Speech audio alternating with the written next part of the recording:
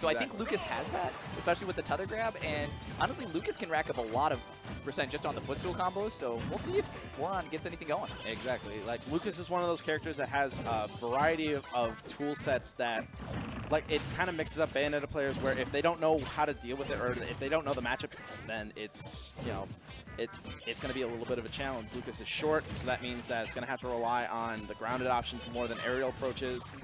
And once again, some disjointed hitboxes with that Zair. With the Zair, and maybe some projectile stuff with that PK Fire, though. But, I mean, it is still punishable if you do it a little bit too close. But right now, Razor kind of just sitting with the lead and making sure that he's going to be... Oh, this might be it. Okay. Okay. It's really a heart attack when Bayonetta catches you with that forward air 1 in the middle of the air like that, because that can lead to a combo off the top very, very easily if you're not ready to DI it. I think Borond was going for that lock on the platform there with that back air. Oh, and button mashes out after 2 pummels. Jeez, Razor is not going to get stuck in grab. No, Bayonetta is one of those characters where if they're at low percentage, just if you get a grab, just go for the combo. Just do whatever you need to do and just get your damage done, because you know, if a player is good enough, they're going to mash out of it really quick and they can turn it around almost on an instant. Yeah, and right now, Borond is doing really good with keeping it, with mixing up a couple of SDI. He thought he was on the ledge. That stinks. That's not the kind of SD you want. Yeah. Well, you got to grab right here. See if we can get some momentum going back on. Never mind. He almost bought it back. Either reading the air dodge or reading the jump. Either way, he got that up smash. Well, does it do a lot of damage? It's one of those things where if you get a read like that with Lucas's up smash, it can cover Bayonetta's high recovery pretty well, as you can see right there. And down throw. Ooh, read the DI wrong. Yeah, I think he was hoping for the DI in, but Razor was not giving that to him. Ooh. Okay, just goes for that simple up air. Wanting to keep stage control, and now he's off stage. Down smash? No. Wood again catches him with the up smash. He is calling him out right now, just saying, I do not want you above me. Oh, just throwing the hands up in the sky and just clipping Razor at the very edge of that hitbox. Yeah. Oh, but he caught him in it. Oh, manages to get out, but he has no jump. He's got to be careful of how he lands. He lands fairly safely. Yeah, I like that side magnet stall that he did, just to make sure that, like, he's keeping Lucas's movement, like, even though Lucas is a little more floaty and whatnot, it's easier to telegraph where he's going. He's still using a couple extra options that you don't see a lot of Lucas's go for. Yeah, but he's getting greedy with these grabs. He's got to be really careful, because Lucas's grab is one of those things that Bayonetta can capitalize super hard on. And now he's hanging back, playing some really safe neutral right now. I like that option right there because, again, Bayonettas can usually just ledge camp the edge, and not many characters can do much about it to punish it. But Lucas going for that BK freeze, trying to just call him out, maybe try to eat it a little extra damage, but at the same time, it doesn't really matter. That was a really nice save. That was a really nice downer. He made that safe for him by just drifting away from it. Oh, trying to go for the back air, getting a tech chase, but not getting the spike hitbox of it. So instead, he's just going to get some big damage. All right, now they're up there. He's going to get it.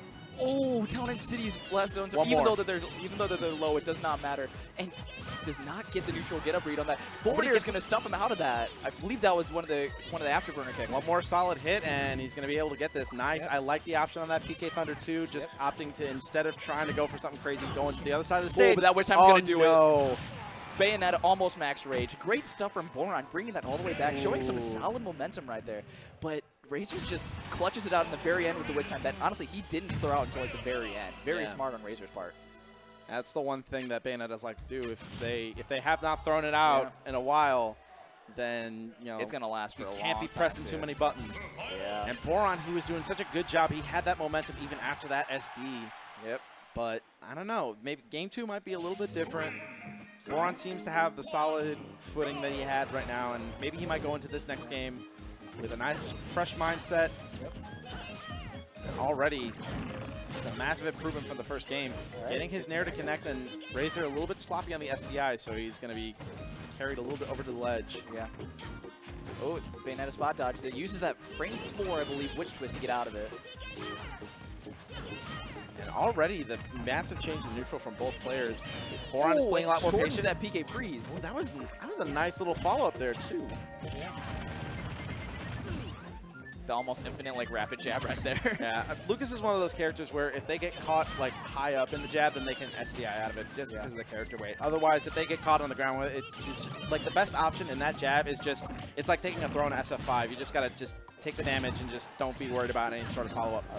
All right. Well, I liked what Borond did right there. He basically just called out that heel slide, grabbing him with this tether grab. But is that no? He's gonna get out of it. Double side B and no punishment on the landing. And that. Oh. Okay, so that back air is going to connect, and right now you get Bayonetta sitting with stage control, and Borond found a way in. Oh, but he had the read, but the spot dodge wasn't there in time, and Razor's going to take that stock. Good stuff from Razor, finishing that off, and just chilling, just waiting for him to come back. On another, almost shades of the first game. Okay, that's probably gonna be down throw up air. Yeah, Razor's getting a little too happy with these heel slides. Once again, I like the use of the PSI magnet just to stall his recovery, just kind of mess up Razor's timing and trying to punish his landing. Once again, big damage, 70%. He's going to be able to make it back, though, but once again, Razor, he's now sniffing out that option. But here comes Borond. This could be some big damage. Oh, no, but Razor's going to escape out of it. Yeah, just afterburner kicks away, just getting away from danger right there. And the dash attack, which we haven't seen yet. And, ooh, that was some nice tricky movement for Razor's part, trying to catch him on Borond could have probably gone up to those platforms and exploited the landing lag on those specials, but I'm really just to reset the neutral. I'm really afraid if one of those PK freezes is going to connect. I want to see what Borond does with that. Because you can get a big punish, and he knew from game one that witch time at the very end is what caught him. So he's being a little more cautious about pressing buttons right when he's about to finish off that second stock. Down tilt, but the grab not there. PK freeze once again doing a good job of at least just keeping Razor wary of his zone. Just tries to go for the nair. That nair would have killed if it connected. That was so close. One more of those, and it's gonna be lights out for Borond. Down air, but not opting to go for it. Down air with a huge hitbox, kind of hard to punish on landing. Looks like Borond just trying to search for the right button to press. Ooh, and that pivot grab, kind of risky. Dash attack giving Razor the lead. Once again, safe down air from the ledge. Downward, that's gonna be it. Yeah, Razor takes it in a kind of close sub right there. Both games were really close, and Borond had the right ideas going, but once again, it was all a matter of trying to force an approach when really the best option was either just reset neutral or just try for something else. Yeah. Because Borond, he had some of those games. Like, yeah, that